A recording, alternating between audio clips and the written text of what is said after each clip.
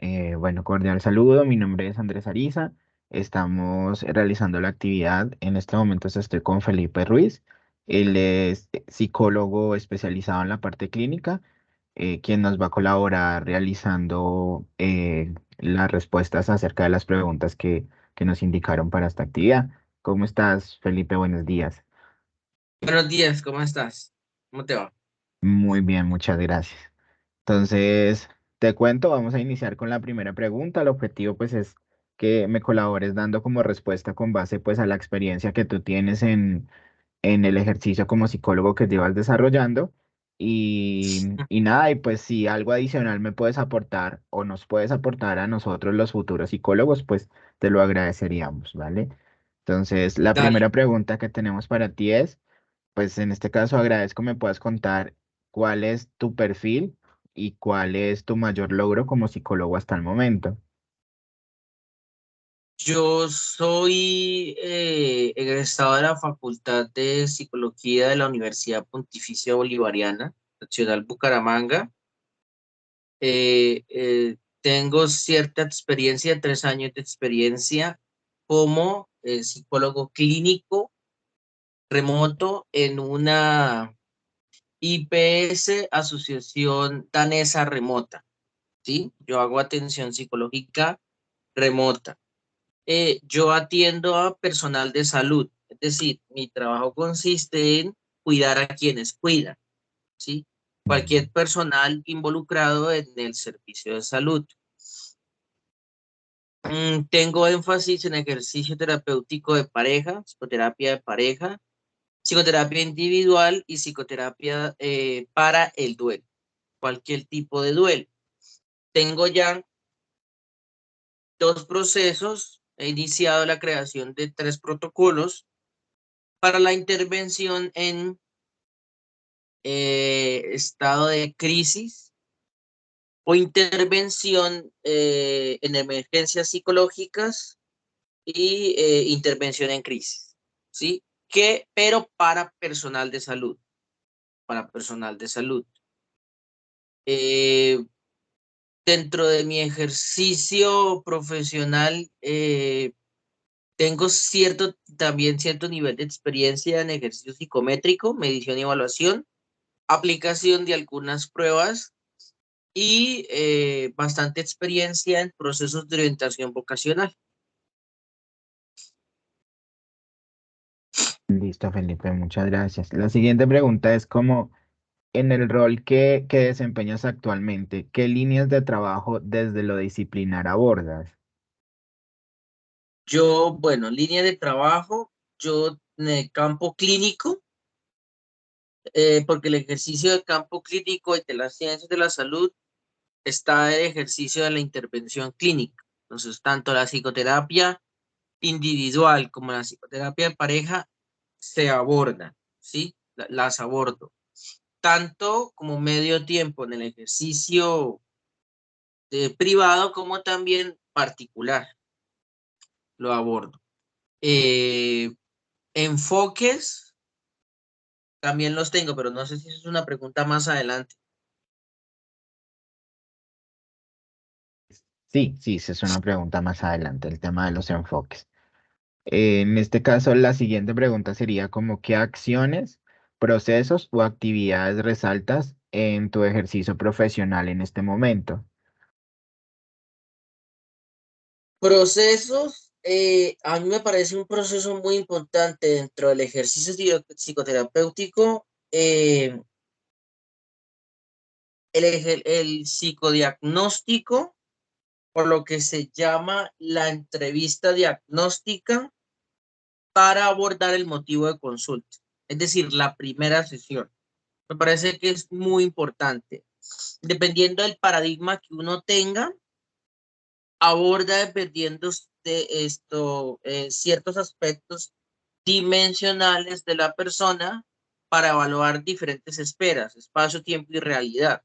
Son las primeras 3 esferas que son importantes para encontrarle sentido al discurso independiente del motivo de consulta el discurso del paciente, ¿sí? Eso me parece que es algo importante. Y otro proceso importante que se tiene que tomar muy en cuenta en el ejercicio terapéutico es la realización de historias clínicas. Tanto proceso particular como proceso profesional. Generalmente todas las empresas tienen un derrotero desarrollado de cómo debe ser el proceso de la articulación de su historia clínica, pero si se va a ejercer la profesión como independiente y particular, lo importante es seguirse a partir de la ley, ¿sí? Entonces es muy importante que los apartados que tenga la historia clínica se cumplan bajo la ley, ¿sí? Me parece que eso es muy importante. Y lo otro es que la escritura de esa historia clínica sea lo más sencilla posible, pero que aborde terminología clínica, porque la historia clínica no la leen ejercicio colectivo o personas del común, la leen profesionales en clínica. Entonces hay que saber que una cosa es el ejercicio con el paciente, otra cosa muy distinta es el ejercicio entre nosotros, los colegas y el personal clínico, ¿sí? Entonces, muchas veces lo que encontraba con mis colegas es que las directrices que se escribían o los psicodiagnósticos que se aproximaban era escritura muy literal, pero no se empleaba el término clínico. En el ejercicio psicométrico y en el ejercicio psicodiagnóstico es muy importante utilizar la terminología adecuada a partir del paradigma que usted trabaje, ¿sí? Por eso es muy importante ser consciente de bajo cuál paradigma está uno trabajando, ¿sí? Parándose uno en un paradigma, inmediatamente lo maneja. Hay quienes manejan dos. Yo manejo dos, ¿sí? Yo manejo dos, porque los sé muy bien y los aprendí a manejar muy bien. ¿Cuál es el problema? El no mezclarlos. Porque una vez tiende a mezclar técnicas y tecnologías y procedimientos de una escuela y cruzan los cables junto con otra.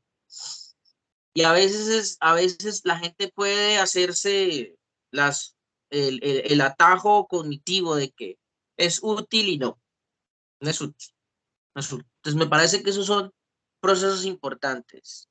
Las historias clínicas, el ingreso al motivo de consulta, al ejercicio del psicodiagnóstico y algo también importante es el debriefing o debriefing que llama. Eso se llama como una especie de descargo o el cierre. Cerrar es muy importante y hay muchísimos protocolos. Ahorita la OMS sacó varios. Según la alerta reciente de la OMS de pandemia de salud mental, provocada después de la muy fuerte crisis por el aislamiento colectivo, y esos debriefing muestran unos pasos a seguir de cómo uno debe cerrar con el paciente, ¿sí? Hay diferentes paradigmas que mantienen las estrategias y la permanencia del paciente con asistencia a muchísimas sesiones, ¿sí? Pero ya se encuentra a fecha actual algo que se llama la terapia breve. Es decir, que se puede resumir siempre y cuando se cumplan los objetivos terapéuticos que se trazaron en la primera parte del ejercicio de psicoterapia, es decir, el psicodiagnóstico, eh, entre 6 a 7 sesiones, creo que se puede abordar solución de problemas específicos y fijarse metas concretas y después ya puede ser en 6 meses después de esas 7 sesiones se puede hacer un proceso de evaluación, que es lo correcto bioéticamente hablando, ¿sí? Después de 6 meses de haber uno cerrado con un paciente, volverlo a buscar para evaluar eso se llama retroalimentación, para realizar proceso de diagnóstico de retroalimentación, para encontrar si ya hay remisión o si se mantiene el síntoma por el que perpetúan ciertas conductas que son de malestar del paciente. Pues yo tengo Entonces, me una parece que, pregunta, qué dime, pena te interrumpo, Felipe. Tengo una pregunta y me surge, em, o sea que digamos que si habría, digamos, un mínimo de sesiones para una persona dependiendo el diagnóstico o dependiendo como esa revisión inicial que tenga esa persona. O sea, digamos, se yo puede, recibo, se puede establecer, sí, ok, pero se puede digamos, establecer y se tiene que tomar en cuenta el paradigma que trabaje el psicólogo ujú, y también se tiene que tener en presente la fuerza laboral, la fuerza económica del paciente, porque hay ok, que ser sensato. En el ejercicio psicoterapéutico, cuando uno está en la academia, uno piensa que esto se regala el trabajo y no, no. Esto sí, es un exacto. ejercicio por el cual nos pagan a nosotros Ujú, para ejercer nuestro proceso orientativo y nuestro proceso imparcial clínico, ¿sí? Eso no son palabras bonitas, ujú, no es consejería religiosa, tampoco es consejería de amistad, no. Esto es clínica, esto es académico.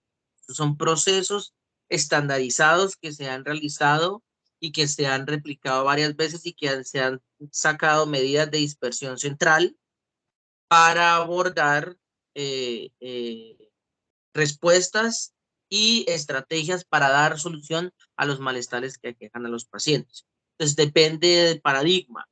Por ejemplo, en Argentina, los psicodinámicos lacanianos consideran que la terapia debe ser de por vida. ¿Sí? La psicodinámica es la ya evolucionada psicoanálisis. ¿Sí? ok, Psicoanálisis actual ujú, que se conoce colectivamente mucho y entre nosotros, los colegas, eh, muchas cosas, incluso de Freud, ya no están vigentes. Creo que nada más muy poco está vigente freudiano, creo que la primera y la segunda teoría instintiva de Freud. De resto, creo que está recogido ya. Y lo que sí sirvió ahora es lo post-freudiano, ¿sí? Mm, y de lo post-freudiano, pues ahora es como la psicodinámica, ¿sí? Que es lo actual.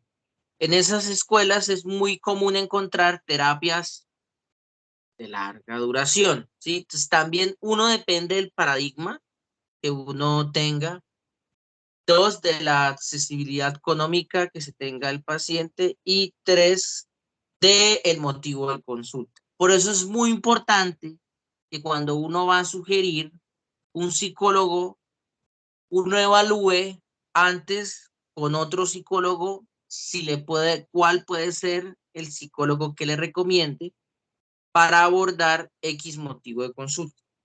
Eso también se puede hacer. Eso se llama un preabordaje, ¿sí? Entonces uno puede ir a sesión terapéutica y una sola, eso se llama una consulta terapéutica, no es terapia, sino es un solo proceso, es consulta terapéutica. Uno puede preguntar, mi motivo de consulta es este, ¿cuál de pronto sería el psicólogo que me serviría? Y uno pues ahí hace un proceso, eso se llama técnicas de la información. Entonces, uno le enseña pero al, se trabaja como una al paciente. asesoría, algo así, ¿sí? Será Sí, como una señor, asesoría, exactamente, ok, para como una direccionar. asesoría. Uno le enseña al paciente y le dice, pues, estos son los paradigmas. Estos paradigmas aparecieron en la línea del tiempo de la historia de la humanidad. Cada paradigma aborda tales problemas de la sociedad para su motivo de consulta. Yo le recomiendo más estos psicólogos con estos paradigmas, ya que pueden abordar mejor su motivo de consulta. Por ejemplo, para control de hábitos, de impulsos o de necesidades fisiológicas como algún tipo de problema de adicciones, yo recomendaría a los conductistas, ¿sí? Porque son excelentes para evaluar con sistemas seriados o con protocolos de autorregulación la conducta. ¿sí? Los conductistas, importantísimo, ¿sí? Eh, los sistémicos, lo familiar, terapia de pareja y de familia, ¿sí? Los sistémicos les recomendaría mucho. Y para problemas existenciales o crisis de edad, como decir, problemas de adolescencia, crisis de la mediana edad, que son los 30, crisis de la adultez, me parece que son importantes los humanistas. Tienen muchísimas habilidades en cuanto a la escuela humanista. Y ya cada escuela tiene su subespecialización, ¿sí? Entonces, eso se puede también realizar.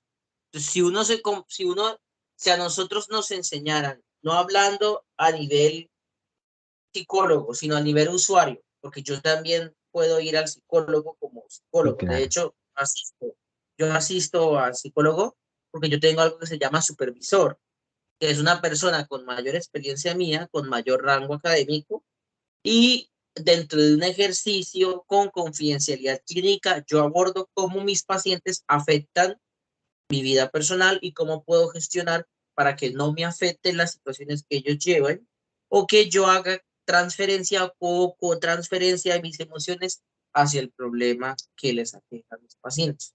Eso se llama descarga emocional con un supervisor, así decirlo.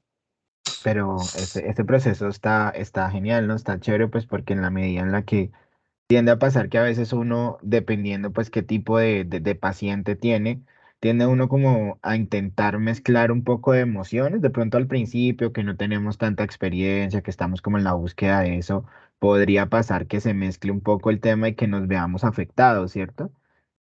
Y pues Sí, esa ayuda sí. permite como que nos descarguemos, soltemos y como que tengamos como esa guía para decirnos como cuál sería el proceso adecuado para manejarlo y no involucrar, digamos, ese tema de las emociones, pues porque nosotros, digamos, en el rol del psicólogo no deberíamos hacerlo. Rol de las emociones lo vamos a tener. Rol del carácter personal.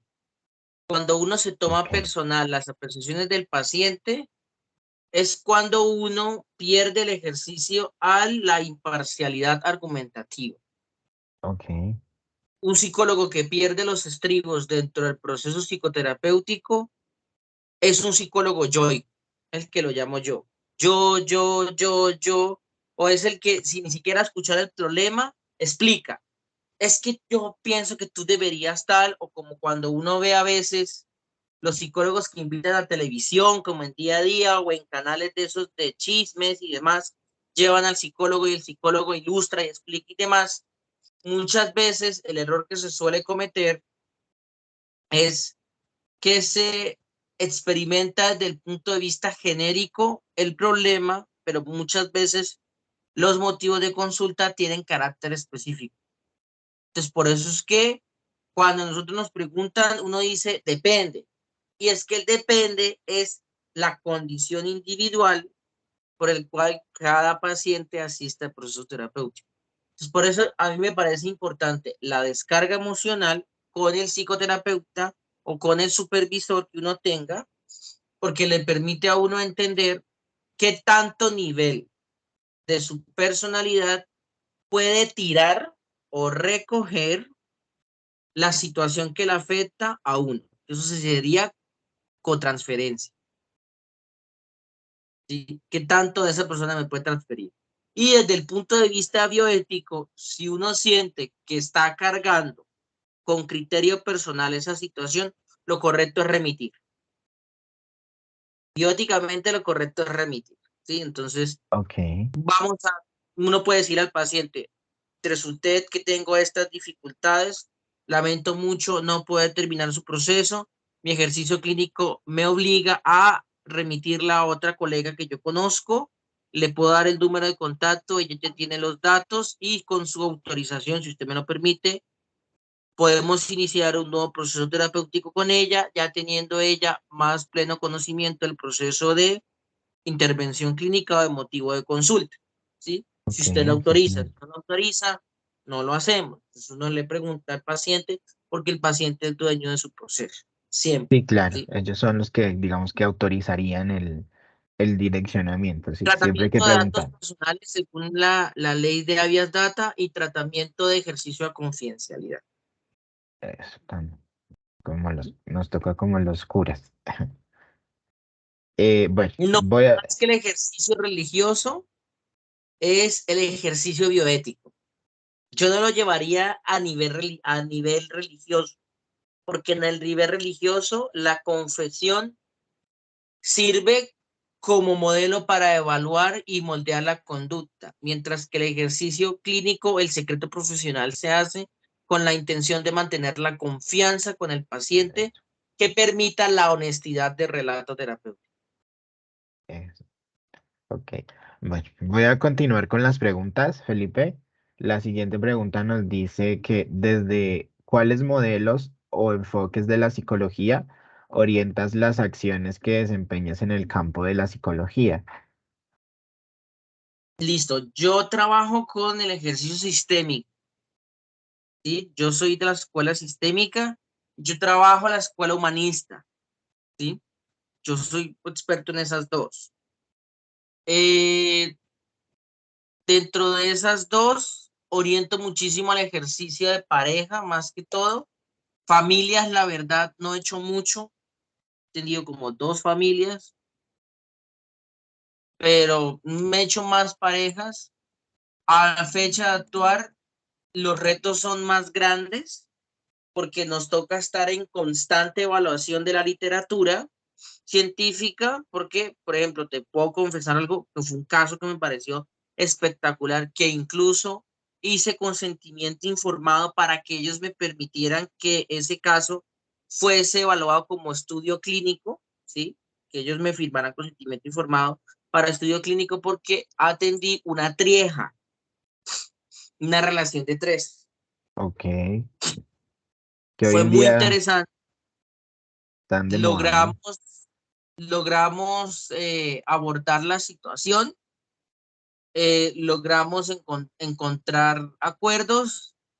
Lo que tú me decías, moda, yo pienso que más de moda es más a la aceptación al proceso, Ujú. que fidelidad no debe ser limitante a el proceso dimensional sexual y al deseo sexual. Y que el amar se puede hacer sin necesariamente privilegiar procesos monogámicos o deseos monogámicos, es decir, una sola persona.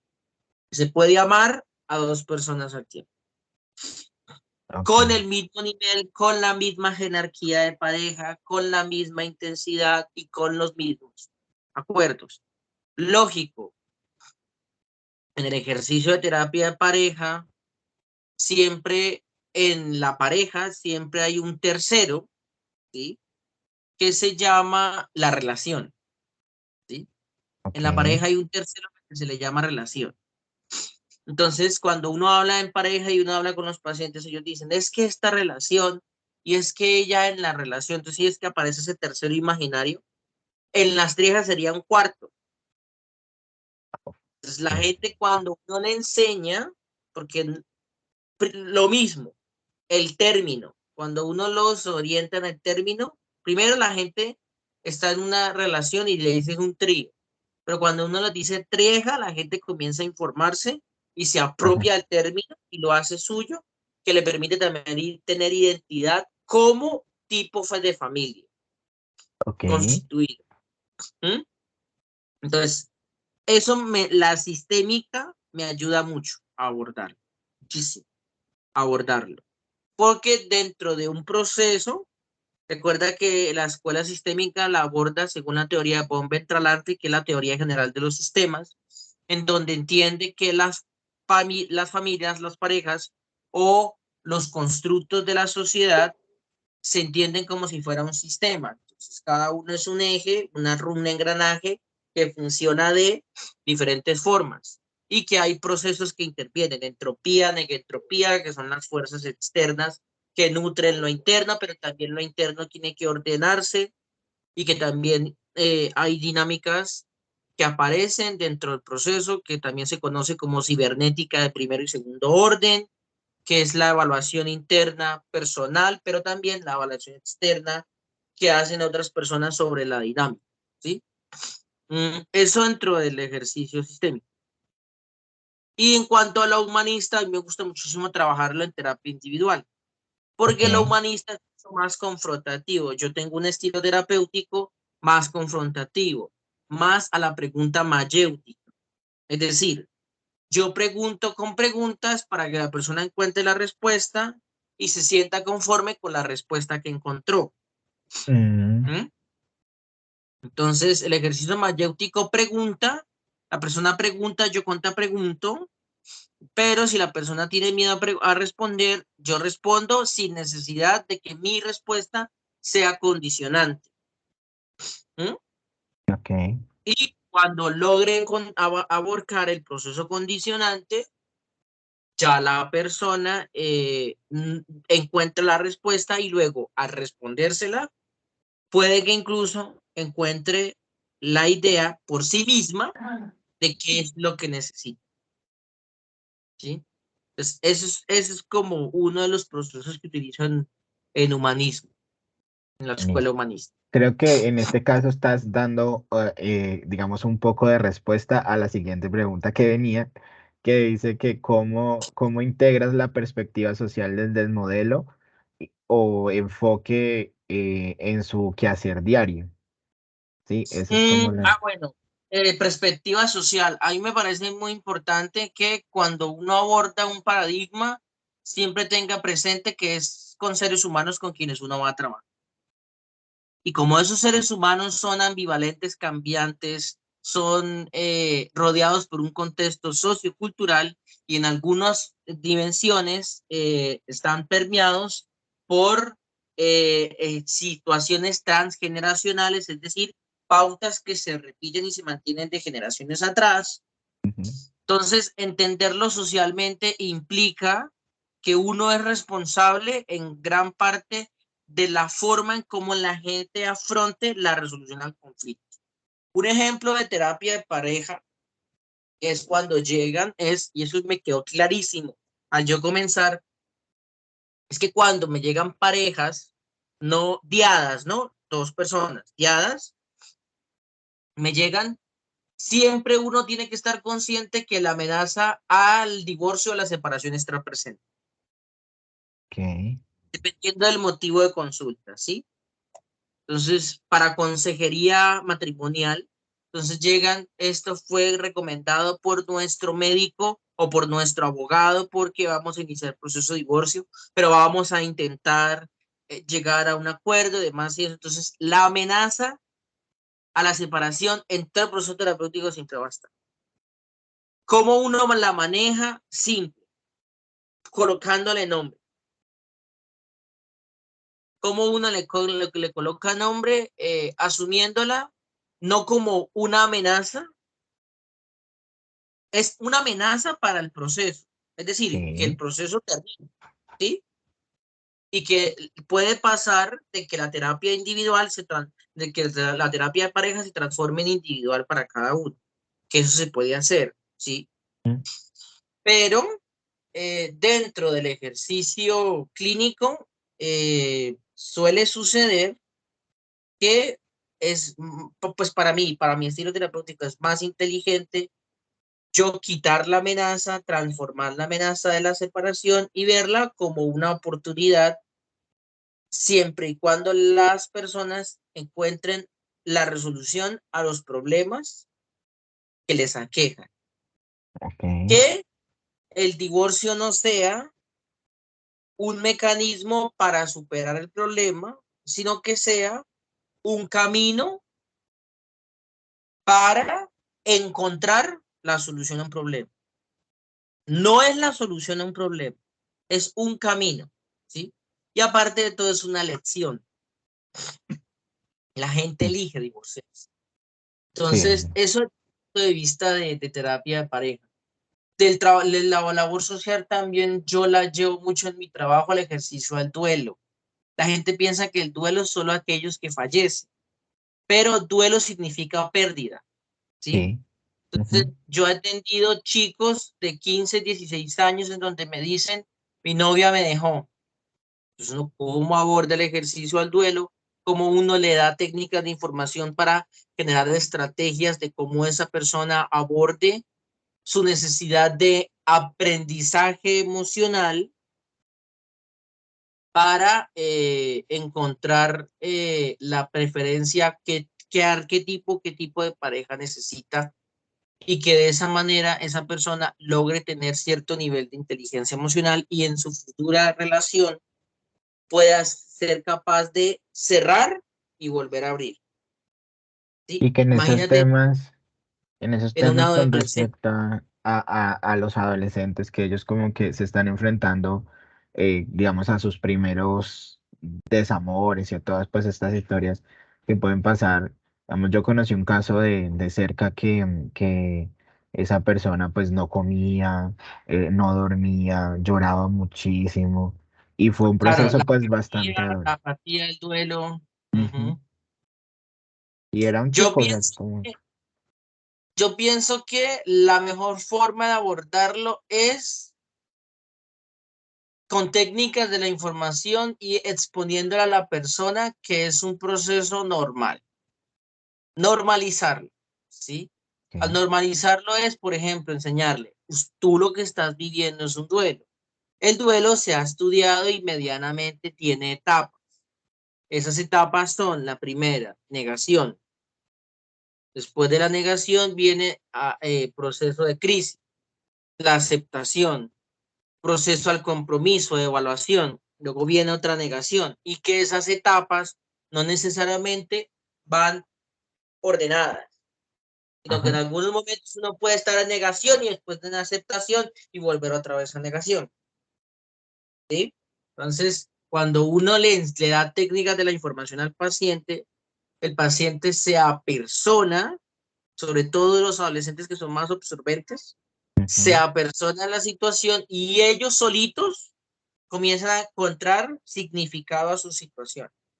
Entonces dice, yo por eso estaba escuchando tantas música con ella. Entonces utilizan signos y símbolos, hacen el ejercicio semiótico para encontrarle sentido a la forma en cómo están viviendo su malestar. Entonces dicen, yo por eso no me daba hambre, entonces porque necesitaba estar en un proceso de inanición y de comer Mm. porque mi depresión, mis estados bajos no me permitían a mí priorizar las necesidades fisiológicas, como es la alimentación, por ejemplo, ¿sí? Ok. Cuando uno les explica eso, la gente y los adolescentes suelen como encontrarle motivos y luego la pregunta es, ¿y cómo hago para? Entonces ahí es cuando uno dice que puede, por ejemplo, enseñarles el deber, la necesidad, el amor propio o el contexto eh, no la lucha interna, sino al autorreconocimiento personal de en qué fase se encuentra uno. Cuando uno le pone nombre al lugar en donde uno se encuentra, es más fácil uno sobrellevar su proceso. Ok. Entonces, por eso cuando fallece alguien, yo suelo recomendar utilizar la frase, espero y le deseo de todo corazón que tenga un sano tránsito al duelo. Uy, ok. Porque cuando uno le desea el sano tránsito al duelo es que uno se permita a uno vivir su duelo sin necesidad al prejuicio de que lo estén llevando bien, lo estén llevando mal. ¿Cuánto tiempo durará? ¿Por qué no dura? ¿Y por qué soy tan cíclico de que voy en esta fase y luego vuelvo a otra? ¿Sí? Porque la gente resignifica y significa de forma distinta. ¿Sí? Sí. Y otra labor social que también me parece muy importante es en el proceso psicométrico en cuanto al proceso de orientación vocacional.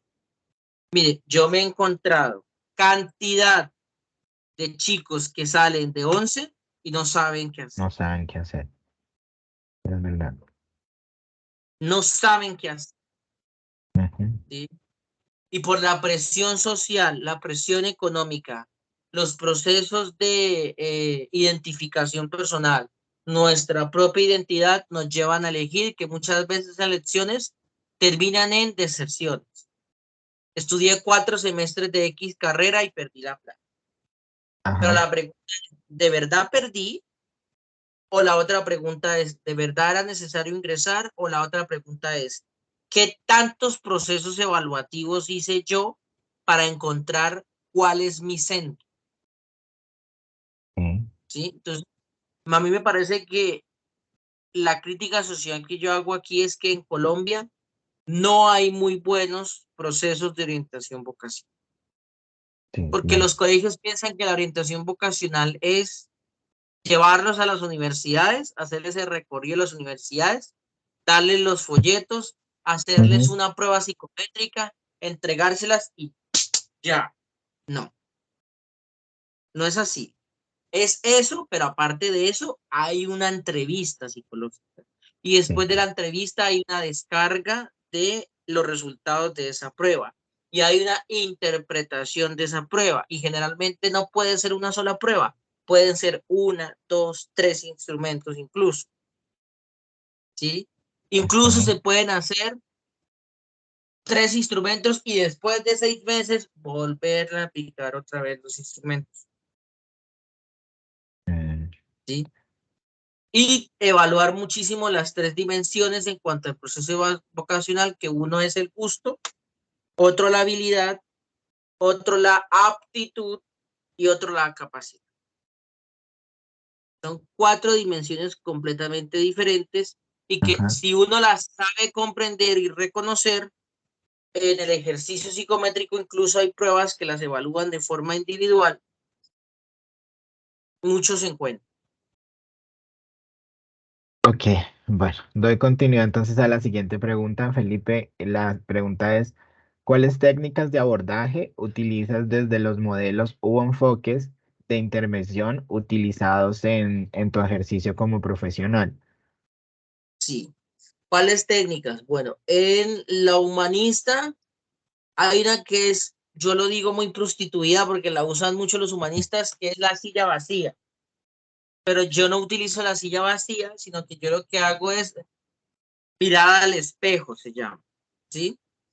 Que es un proceso, una técnica en la que se utiliza el proceso evocativo para llevar a la persona al momento situacional mentalmente y que experimente si ese estado emocional le permitió llegar a reflexiones sanas y entender la causa y consecuencia de esas reflexiones. ¿Sí? En el ejercicio sistémico yo suelo ser muy discursivo narrativo, ¿sí? Que es de la subescuela de la sistémica, que es esto la escuela de Milán. Con la escuela de Milán yo trabajo algo que se llama el ejercicio discursivo narrativo y hago también prescripciones o abordamientos en técnicas que se llama prescribir el síntoma. Parece que es un círculo y una oda espectacular para abordar situaciones complejas. ¿Sí? Entonces, por ejemplo, eso es un caso de un libro que me gusta mucho ejemplificar para cuando voy a prescribir el síntoma. Muchas veces te llegan pacientes con atracones, con bulimia nerviosa, que comen y luego quieren producir atracón, que es introducirse el dedo o un cubierto para producir el acto de vomitar. ¿Sí? Sí, Entonces, algo que se utiliza para prescribir el síntoma es, por ejemplo, uno tiene que evaluarlo cuándo usarlo, ¿no? Pero se puede usar dependiendo de cierto nivel de proceso terapéutico avanzado. Esto uno lo puede prescribir ya como en la cuarta o quinta sesión, por así decirlo, ya uno conociendo rasgos de personalidad del paciente. Entonces uno le dice, bueno, mamita, entonces para la próxima sesión tú vas a hacer el favor y le vas a comprar tantos pastelitos y se los vas a dejar en el comedor y le puedes hacer una tarjetica escribiendo, diciéndole, te dejé 4 pastelitos para que los puedas vomitar. Uy, qué fuerte. Entonces, claro, entonces por eso se llama prescribir el síntoma, porque uno Ajá, receta el síntoma, uno sí. receta el síntoma, ¿sí? Entonces, por ejemplo, en la nevera te quedó la cena y al lado está el cubierto para que puedas vomitar, ¿sí? Yo sé que es muy hostil, Sí, todos lo eso es sabemos, todos los fuerte. sistémicos lo sabemos, pero cuando una persona que tiene un proceso de atracón, que se encuentra bloqueada por la situación ansiosa de querer verse con X cuerpo, al ver que una segunda persona, en este caso, puede ser la mamá, el padre o el cuidador, o incluso alguien con quien conviva con esa persona, resulta como a ti muy chocante el que te Ujú. digan y que lo normalicen y te digan, mira, aquí está la comida para que la vomites después.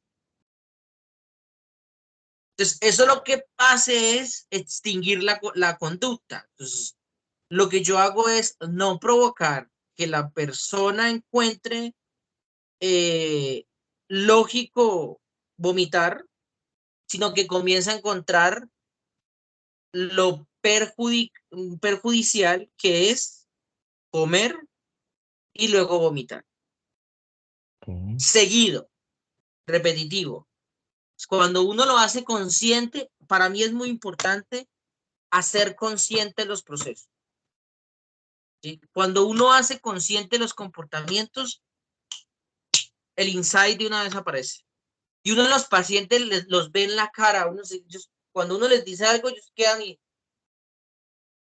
unos dicen, ahora entiendo. Otros dicen, Dios mío. Cuando uno les hace el insight y uno después, y ya ellos solitos construyen las herramientas o hacen las estrategias. Y luego yo les pregunto, doctor o Felipe, ¿será posible que si yo hago esto? Y uno les dice, sí, porque esa es la estrategia que construyó la persona para abordar ese problema. Y algunas veces uno tendrá que entrar a reforzarla o en otras veces con esa estrategia es suficiente. Entonces, a mí me gusta mucho en el ejercicio sistémico prescribir muchos síntomas. Entonces, por ejemplo, no vamos a hablar de trastornos alimenticios que es tan complejo. Esto, hay una que en un paciente que me encontré muchísimo y es que son cuestiones irracionales, pero uno no las suele ridiculizar. Yo tenía un paciente que él tenía una fobia a los vidrios y él sentía que él se iba a estrellar a un vidrio, que él no podía estar enfrente de un espejo porque él sentía que se Y iba a que se iba hacia... estrellar, ¿sí? Ok. Entonces yo le prescribí el síntoma. Entonces yo le dije, listo, entonces vamos a hacer algo. ¿Mm? Dije, cómprese un casco. Y cuando usted está al lado del vidrio, póngase el casco. Y él se Ok. reía, el paciente se reía y, no, doctor, ¿yo cómo voy a hacer eso? Y yo, tranquilo, lo de menos es lo que piense la gente. Lo importante es que usted se sienta seguro. Eso es lo de menos es la gente, lo importante es que usted se sienta seguro. ¿Sí? Entonces, se pone el casco y camina rápido, si usted quiere. O si no, se pone el casco y después me cuenta. ¿Sí? A los 15 días dependiendo de la frecuencia que uno haga entre las sesiones, a los 15 días o a la semana uno le cuenta y solito él le cuenta, doctor, no, pues yo la verdad me sentí muy cómodo y demás. Y entonces uno después sigue abordando el programa y deja a un lado el casco. 4 sesiones después uno le pregunta, ¿y cómo vas con el casco? Entonces la persona a veces puede encontrar, no, doctor, me da mucho miedo. O en otras ocasiones le dice, doctor, ya no necesito colocarlo. Yo no necesito colocármelo, simplemente tengo que cargarlo. Entonces yo ya sé que si lo cargo, ya no me da ansiedad. ¿Sí? Claro, Entonces la siente esa persona comienza. seguridad. Y entonces después uno sigue abordando el proceso terapéutico en el ejercicio discursivo. Incluso a veces decía Yalom que a veces lo que sana no son las técnicas, sino el discurso, el dialogar con las personas, muchas Ok. veces. Entonces, cuando uno trabaja el proceso, después uno se da cuenta y dice, y le pregunta, ¿y el casco? Doctor, se me quedó el casco. Y entonces uno en el consultorio puede colocar un espejo. Y uno le dice, ¿te das cuenta que no te estrellaste en el espejo? Mires al espejo. Lo invito a que se reconozca en el espejo. Entonces, no es que seamos personas enfermas, es que muchas veces nuestras excentricidades nos hacen prejuiciosos a nosotros mismos y el contexto social de entender el contexto por el cual nos da miedo quizás vernos al espejo. En este caso específico. O de la fobia irracional a querer chocarme al espejo. Entonces, yo soy muy de prescribir síntomas. Me parece una técnica espectacular, ¿sí? Pero hay que saberla hacer, hay que evaluar la personalidad del paciente. No es para todos, Ujú. no es para todos. Y siempre y cuando uno mantenga la conciencia que el paciente es quien interpreta, no uno. Porque si no, uno va a imponer la interpretación al paciente. Y entonces ahí es cuando yo te digo que pasa lo del psicólogo Joy. Es que tenía que funcionar. No, muchas veces no funciona. Exacto. Y Muchas que no veces hay siempre es que lo mismo. revisionar y Ujú. reingresar la información. Sí, Muchas sí, veces. depende de la persona, no siempre es lo mismo, ¿no? Digamos que No, todos somos un mundo diferente y hay que saber, digamos que no todo funciona para todo el mundo. Entonces ahí es donde no hay que todo saber. funciona para todo el mundo. Y hay, por ejemplo, hay algunas técnicas que yo lo llamo como el harakiri, que hacen los samuráis, ¿Sí? en las parejas. Entonces, por ejemplo, cuando hay una separación muy riesgosa y hay sospecha inminente, entonces yo digo, bueno, yo cometo un ejercicio antiético, pero lo hago. Eso es una técnica, pero uno se masacra. Uno comete una masacre, uno se sacrifica. Entonces uno dice, bueno, yo pienso que ustedes dos tienen una afiliación y su necesidad de tener sexo entre ustedes cuando van a discutir y solucionar los problemas con sexo es encontrar una forma de diálogo pasivo-agresivo que les permita a ustedes sentir su pulsión autodestructiva. Pero si ustedes me quieren escuchar bien, si no, bueno, yo les dije eso y con toda la actitud altanera y que uno sea altanero y todo el cuento. Entonces ellos dicen, no, pero usted, ¿por qué no dice eso? Y terminan discutiendo con uno y Ujú. entonces lo que uno hace es lo opuesto a lo que ellos piensan que está haciendo y es, los une a ellos como grupo y yo soy el malo del paseo. Exacto. Entonces por eso uno se sacrifica. Ese es el harakiri. Entonces cumplo mi objetivo, pero pierdo el ejercicio moral como psicólogo, entre comillas. Pero cumplo mi objetivo de unirlos, ¿sí? Eso es el famoso harakiri psicotécnico, en el ejercicio sistémico. Yo lo utilizo bastante a veces cuando veo que hay reincidencia en procesos y yo digo, no, de pronto mejor busquen a otro psicólogo, pero antes de remitir les digo y me sacrifico. Y después me dicen, no, este fue un mal psicólogo y demás, este fue un pésimo psicólogo, pero la gente no sabe que es una técnica. Es verdad, Entonces, eso no por eso sabe. algunos se molestan porque se inventa la famosa psicología inversa, pero eso no existe. Lo que pasa es que el término correcto es prescripción del síntoma. Bueno, avanzo con la siguiente pregunta y es, digamos, espérame, dice, ¿trabajas de manera interdisciplinar y transdisciplinar? ¿Y con qué otras disciplinas trabajas y cómo te fue o cómo lo haces? Muy bien, yo trabajé interdisciplinariamente con dos colegas más. Yo hice sesión a una familia con terapeuta y coterapeuta. Las dos terapeutas en cámara de Gesell, ¿sí? También en otras hice en cámara de Gesell. ¿Sí sabes cuál es? Que es un auditorio, que es como una especie de sala de interrogatorios. Ah, ok, Y al otro ya, lado, sí, eso es sí, cámara sí, de Gesell. Pues, en otro lado, en vez de estar como la mesa y esta para interrogante, hay un consultorio, muebles cómodos, una silla y demás, y al otro lado hay otro terapeuta. Entonces, ese terapeuta, tú tienes un teléfono y timbran y hacen preguntas. Entonces, la pregunta que hagan, uno la tiene que hacer, ¿sí? Entonces, eso es espectacular porque no son solo una mente resolucionando el problema, sino son varios, ¿sí? Pueden haber hasta 4 o 5 terapeutas o grupo colectivo investigativo del problema, ¿sí?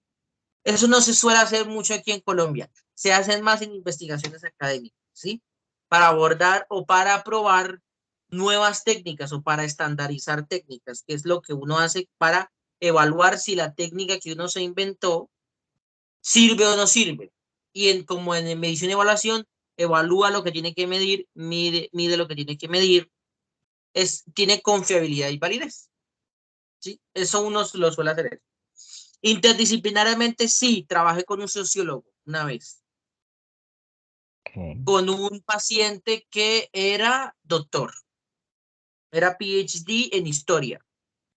Y entonces competía muchísimo conmigo porque esos pacientes que suelen ser académicamente más altos que uno, suelen como uno colocarlo a Minimizar. este lado de la Ajá. balanza. Entonces hablé con un sociólogo sobre cómo podría ser prudente tratar el ejercicio de procesos históricos al discurso para a través del proceso histórico evocar situaciones personales que le permitieran a esa persona, esa Ok. era la misma jerarquía mía, un sociólogo. Entonces con él aprendí ciertos tipos de dinámicas en sociología y fue espectacular. A mí me sirvió mogollón, muchísimo. Ok. Dice que si trabajas con otras disciplinas diferentes a las ya mencionadas y pues si lo haces, ¿cómo lo haces? Bueno, yo he trabajado con abogados para el ejercicio laboral, ¿sí?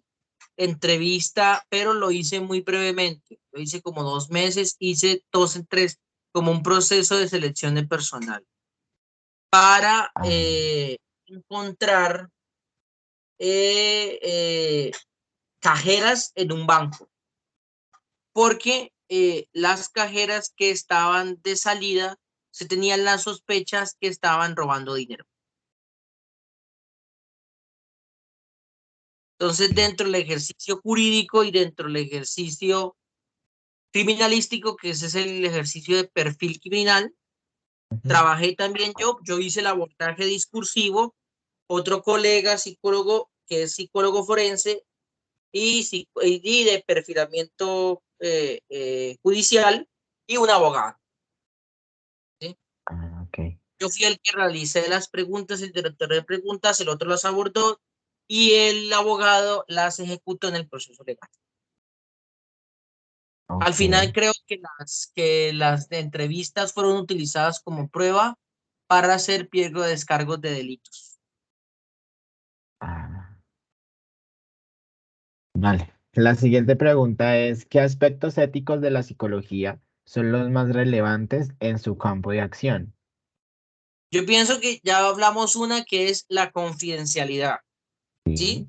Y muchas veces uno suele cometer la embarrada de cuando está hablando entre colegas o entre amigos, contar casos que uno vivió en eh, las prácticas cuando uno estudiaba, por ejemplo.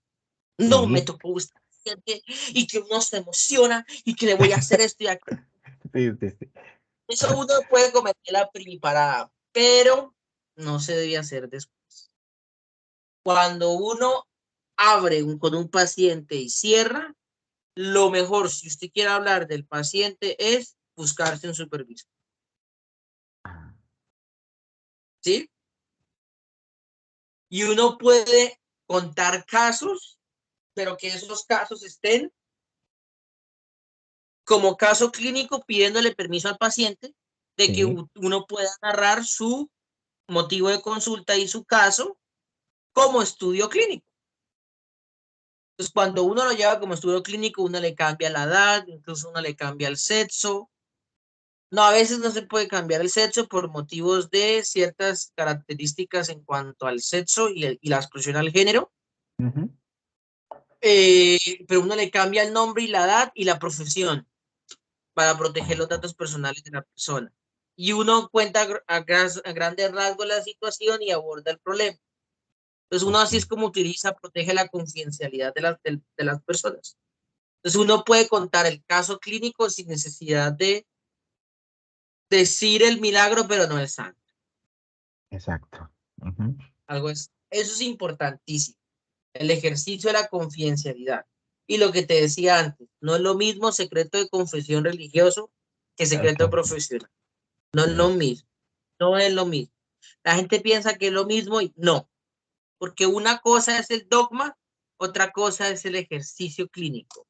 Porque, por ejemplo, en el dogma, si un asesino entra en secreto de confesión y te cuenta que quiere matar o él mató a X persona, el cura no está obligado a contarlo.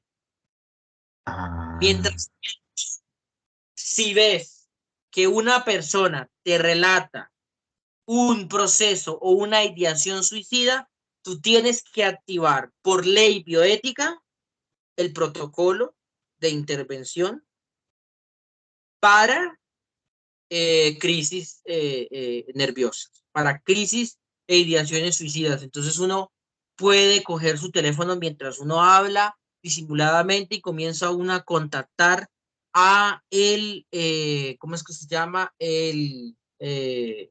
La llamada, el contacto de emergencia o demás, y el paciente no puede salir solo del consultorio, porque si no es oh, responsabilidad, ¿sí? ok. Entonces, si el paciente te llega y te cuenta y te dice, mira, es que yo creo que me voy a suicidar y lo voy a hacer de esta manera y te cuenta los datos específicos del proceso de la ideación suicida y me quiero tirar de esta ventana porque esta ventana tal, tú lo escuchas, pero Ujú. mientras tú lo escuchas, vas buscando o si estás en un consultorio, generalmente hay algo que se llaman botones del pánico que ya se están Sí. implementando, que es cuando uno necesita ayuda y después llegan y tocan, ay, mire todo el cuento, entonces uno les pasa un código y les pasa un número de teléfono y mientras tanto otro colega uno le va buscando el número y le dice, por favor, acérquese al consultorio, tenemos una emergencia psicológica, tranquilícese, pero por favor llegue aquí al consultorio. Entonces la persona se le recomienda después que, dependiendo del estado nervioso que llegue, sea institucionalizada en algún centro de clínica, ¿sí? En algunos casos aquí en Bucaramanga hay una entidad pública que se llama San Camilo y que hacen procesos de relajación o clínica de reposo, que es una semanita, ¿sí? Bajo psicofármacos recetados clínicamente para que la persona logre tranquilizarse. Obviamente ese proceso no es solo el psicofármaco, que es lo que la gente piensa que es la psiquiatría. No, las verdaderas terapias de tercera generación son familia, psicólogo y psiquiatra cuando se llega a esas instancias. Esas son las verdaderas terapias de tercera generación que se pueden hacer. Yo no la veo porque la gente le coloca tanto problema y la verdad yo pienso que se puede hacer sin ningún problema, incluso se puede hacer con la EPS. Entonces se puede ejecutar muy bien. Y cuando uno aprende a hacer esos procesos y esos abordajes, uno se vuelve como más diestro para encontrar, ¿sí? Cuando la persona, yo por ejemplo, con un caso que tuve, una persona tenía dimorfismo físico, producto de una caída precipitada de un paracaídas. Aquí en Santander hay algo que se llama el nido de los pájaros, que es como un hueco grandísimo Sí, sí, que sí. tira parapente. Entonces ese parapente se le rompió y él cayó y le pasó lo de Batman, que le salió una bandanada de murciélagos y él quedó amarrado en el árbol y él generó una fobia y pensaba que sus pies eran murciélagos. Entonces, cuando la persona entró en crisis, comenzó a gritar y demás, entonces ahí es cuando uno hace la intervención en crisis. Entonces yo lo que hice fue quitarme las medias, quitarme los zapatos, subirme la sudadera del uniforme y decirle, mira, compara conmigo, mis pies son estos igual a los tuyos. ¿Tú tienes uñas? Mira, entonces uno no tiene uñas. Yo también tengo uñas, mira, mis uñas incluso son así. Y a veces cuando camino y uno comienza a hacer no un discurso clínico, sino un discurso social. Entonces, cuando uno entra en ese discurso social, la persona comienza a darse cuenta de que los pies son iguales a los de uno. Y uno logra estabilizar. Entonces, hay veces de que, por ejemplo, cuando se llegan ansiosos y hay pacientes que están ansiosos o están depresivos, se suele asociar mucho los climas fríos con las emociones frías, ¿sí? La depresión y demás. Entonces, no sé si has visto videos en Estados Unidos donde hay gente que llega con depresión y se acuesta en el suelo lloviendo. Eso también lo he hecho yo. Con pacientes a veces de que llegan y, bueno, entonces vámonos y nos damos un baño de sol, les digo. Entonces me acuesto con él contra la pared, que le caiga el rayo de sol así en la cabeza y nos quedamos un momentico y les digo, ¿estás bien? ¿Cómo respira profundo? Uno les enseña técnicas de respiración y logra uno calmarlo. Cuando ocurren ese tipo de emergencias, entonces uno cuando ve que la persona está muy sobresaltada, lo mejor es que uno le es sensato a la persona y uno le dice, mira, yo pienso que tú estás muy sobresaltada, ¿te parece adecuado si podemos llamar a una persona para que no te vayas de aquí? Y me dice, sí, doctor, gracias. Entonces uno lo llama, uno le explica la situación y ya está bien. Por favor, acérquese al consultorio. Llegan y se va la persona acompañada y cuando la persona sale del consultorio acompañada, ya no es responsabilidad.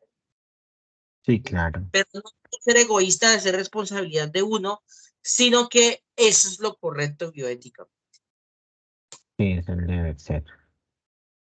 ¿Y algún otro aspecto ético que resaltes dentro de lo que mencionas, dentro del ejercicio? ¿Algún otro aspecto ético muy importante? No tenerle miedo a situaciones en las de uno lo sobrepase. Ok. Así que uno no se las sabe todas. Y creer que uno puede improvisar y decirle algo me inventaré, no. ¿Sí? Muchas veces a uno los desborda los pacientes. Y a veces es mucho más inteligente decir, discúlpeme, yo siento que con mis estrategias adecuadas no soy capaz de darle bienestar a su proceso. Si me permite, yo lo voy a remitir con otro colega que es posible tenga mayor abordaje, perdóname, para su situación. ¿Sí? Ok.